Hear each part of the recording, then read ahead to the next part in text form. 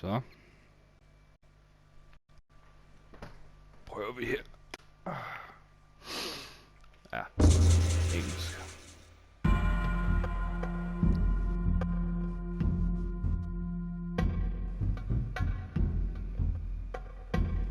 Så. San Diego Studio Production. Men om Naughty Dog. 2002.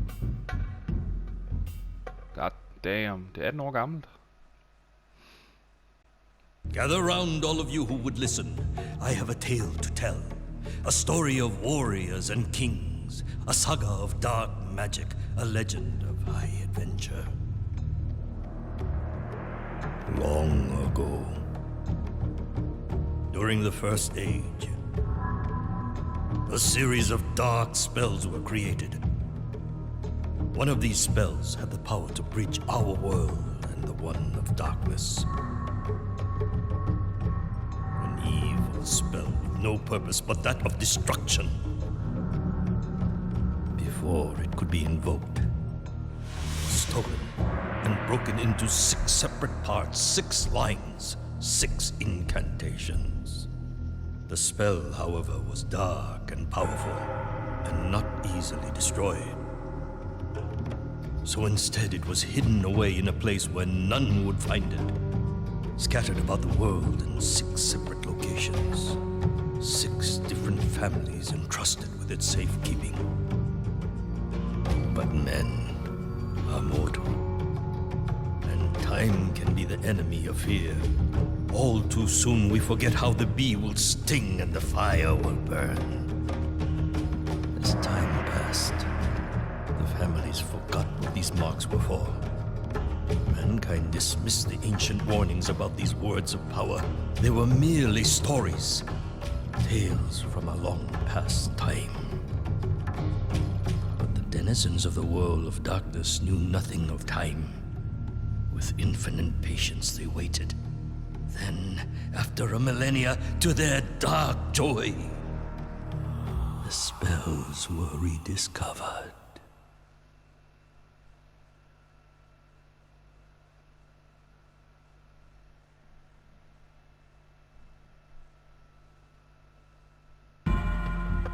Yes, sir. Nej, det er rigtig touchpad. Så siger jeg new game.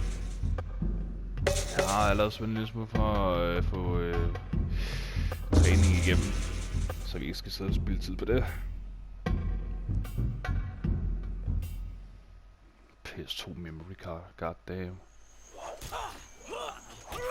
For years, my master had trained at the side of Baumusu, a noble warrior. He had become a fine swordsman, and his training was now almost complete. But why train if he was to stay in the safety of his home forever? My master was restless. It was time to move on, time to take his first step into manhood. His muscles yearned for action, his heart sought adventure, his sword craved combat. Eventyr!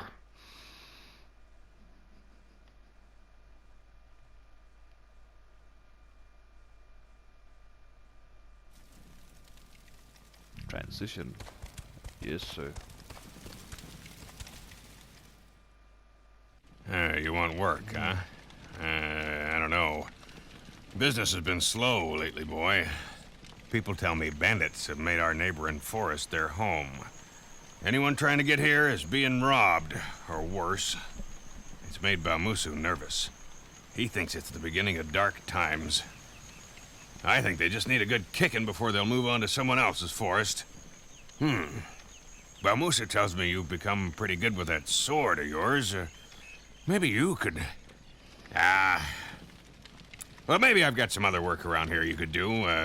How about washing down some tables for me, or mopping the floor? Well, maybe you can help Tati clean dishes, or sweep up, or pick up her after her. She's kind of a mess herself. People keep flushing foreign objects down the toilet, which is... Ja. Nå, det er rigtigt. Der er ikke nogen kamerakontrol. For helvede. cleaning the floor and washing dishes. Ha! This was not the kind of work my master was looking for. He was young and in search of adventure, freeing the land from murderous bandits. Now that was a job worthy of a warrior. He left that same day, his sword strapped to his back. Kuzo, his spirit guide, scouting the path ahead. The bandits had been terrorizing the local roads for months now. Raus had heard that they were camped out in some local ruins. He had also heard that they were many in number and skilled as swordsmen. Good. Good. My master did not want this to be too easy.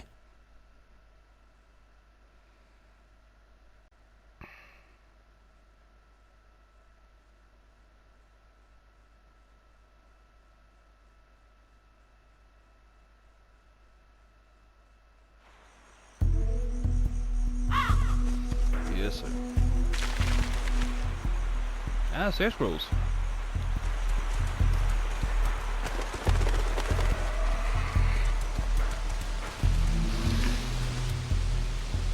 Yes, jeg kan bruge min fugl til at flyve med. Det er jeg godt klar over nu.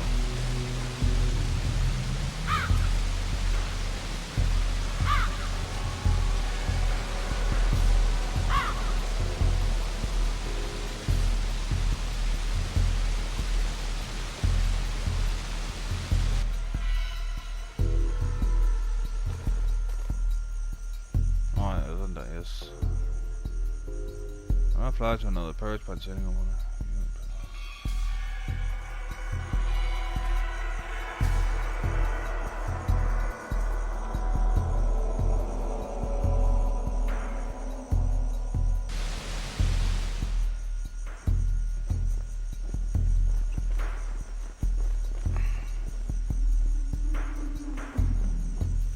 Yes.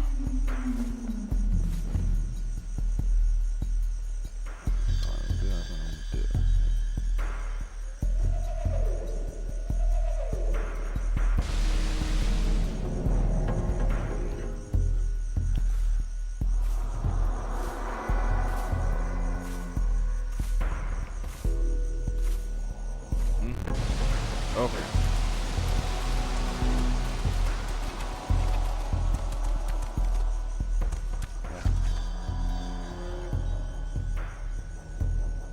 Yes.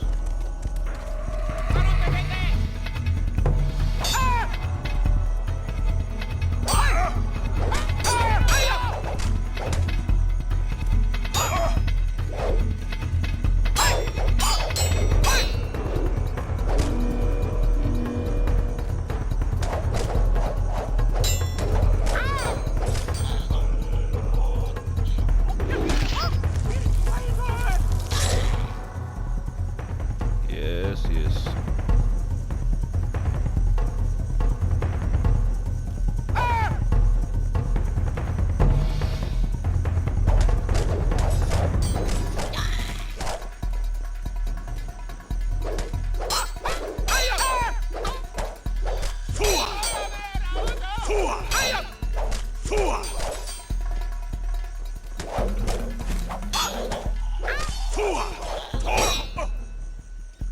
Det er rigtig væggende at gøre næst.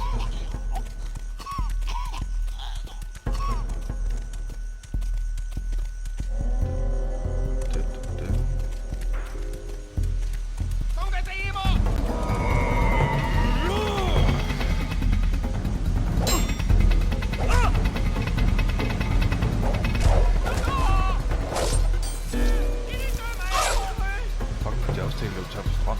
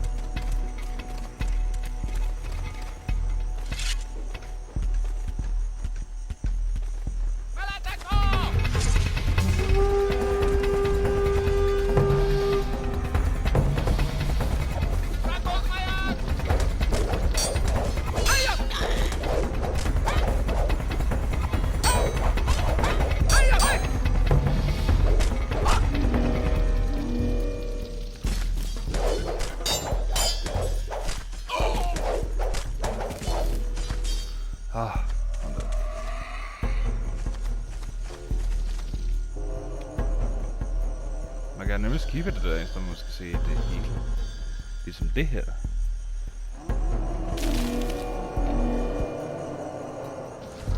Yes.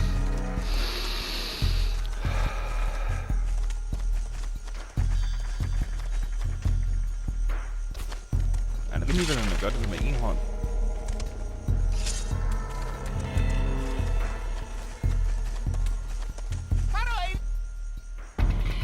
Yes, jeg kan få nogle combos.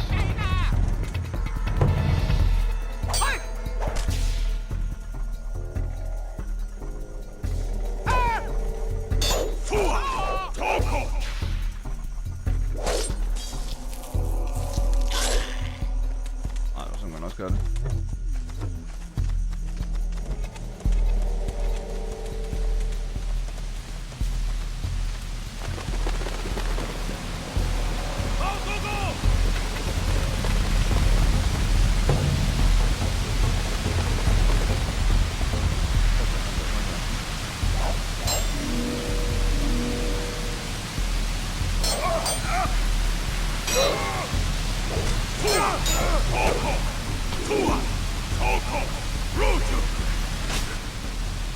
Ah.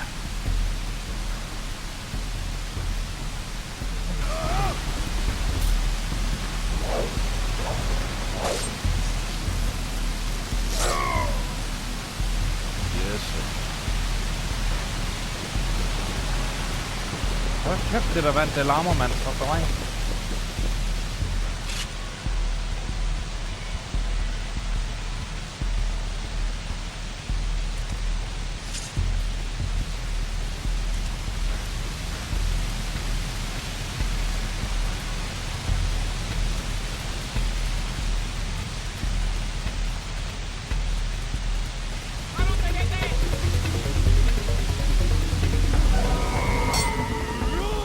To be able to read Barbus's greatest reward.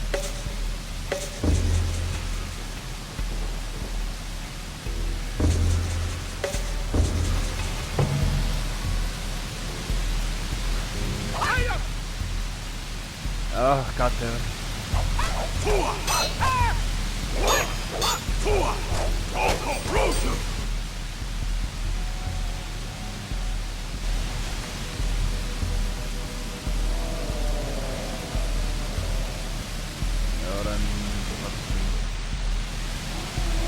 Jeg kan ikke komme videre her.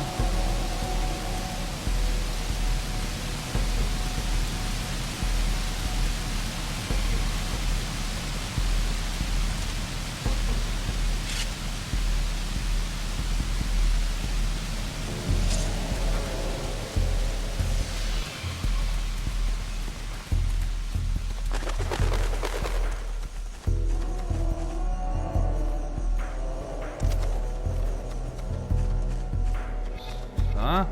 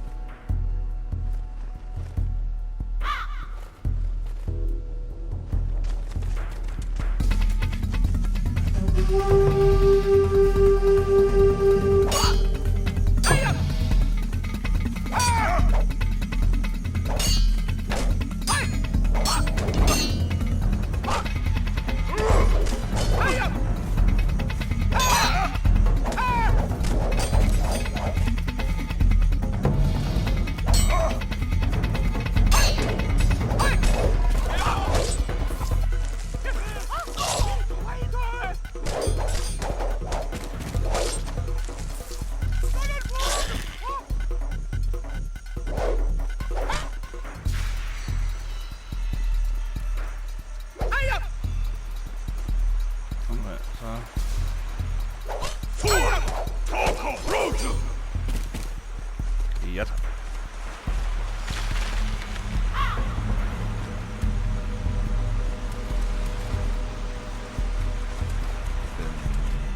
Der, yes.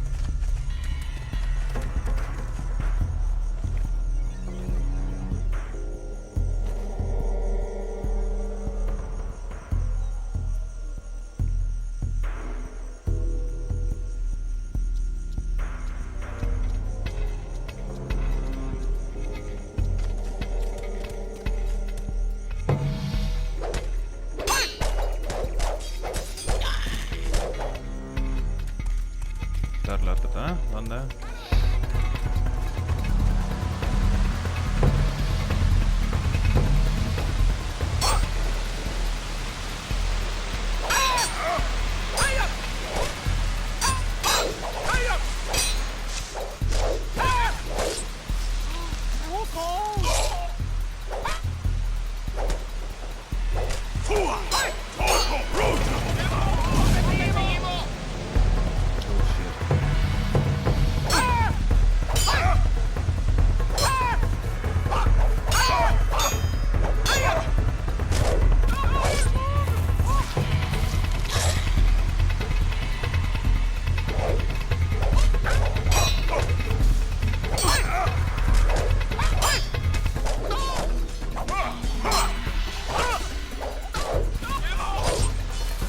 Lækker noget.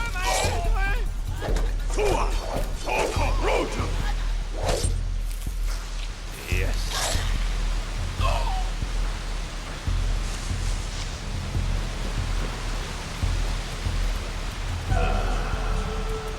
Nå.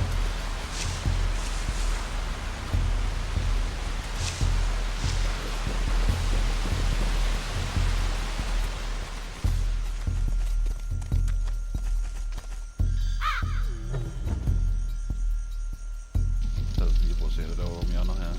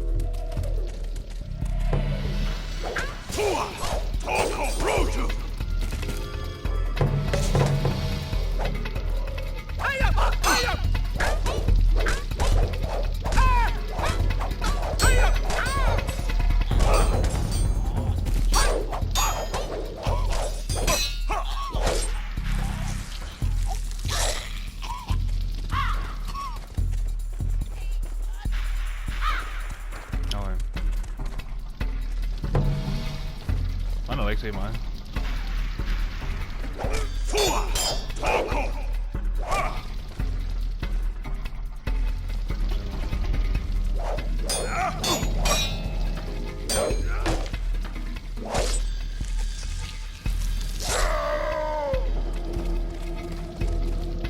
Sådan det.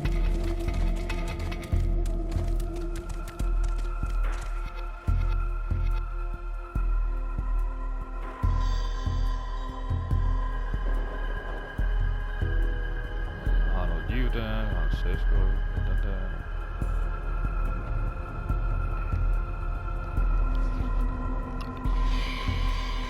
Hvor går du hen?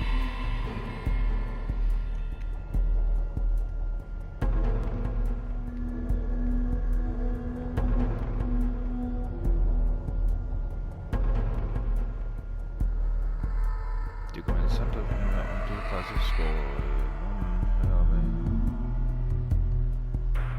Eller ved du bare rundt? Jeg fornemmer bare, at du har været rundt.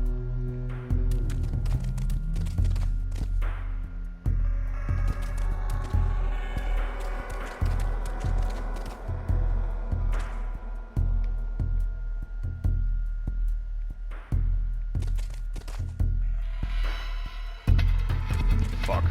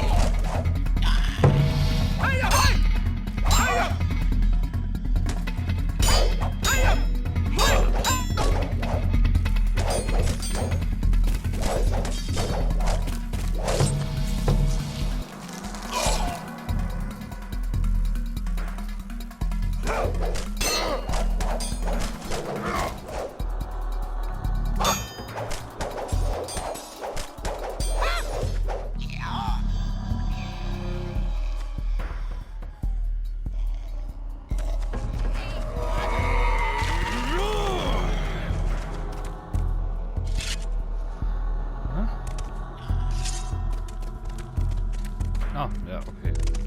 Jeg har fået et liv så lige meget. I guess I'm just that good.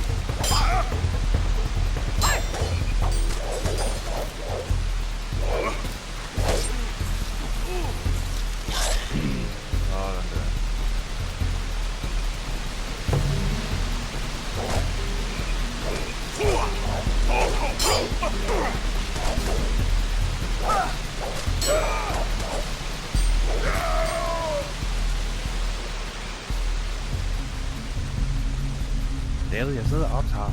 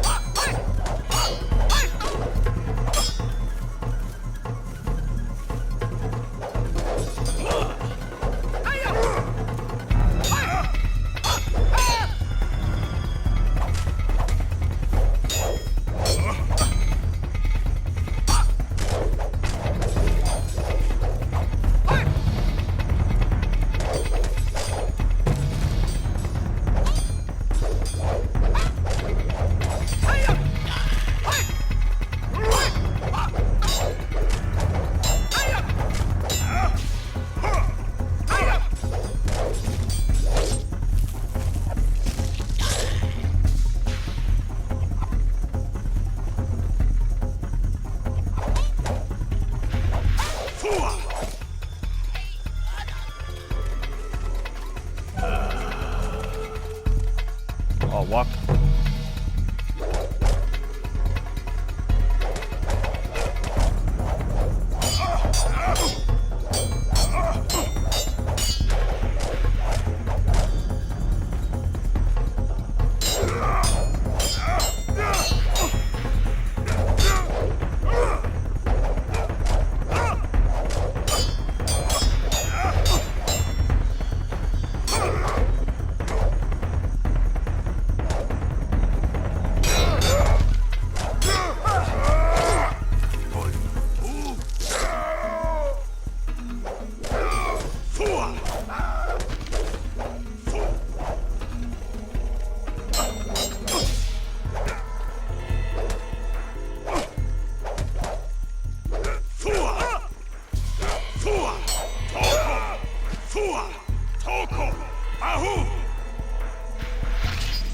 Yes.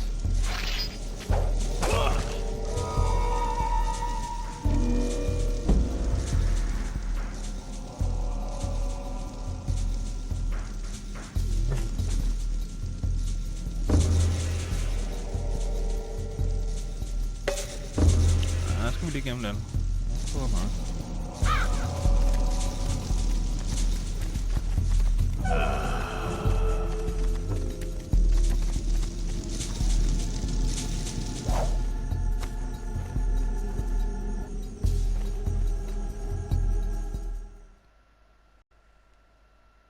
My master returned home in triumph. The neighboring forest had been cleared of bandits, and people were once more free to travel. The delighted innkeeper praised Rao's courage. He was a happy man. Soon business would return to normal. Weeks passed, and word of my master's skills as a swordsman spread far. Rao enjoyed his newfound fame. Though the stories were becoming a little exaggerated by his sister, who would recount them to anyone who would listen. Soon, Rao's mind began to drift once more in the hope of adventure. He would not have to wait long.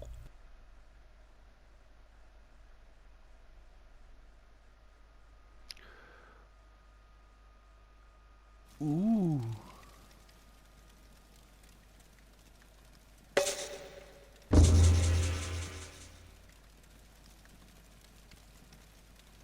Yes.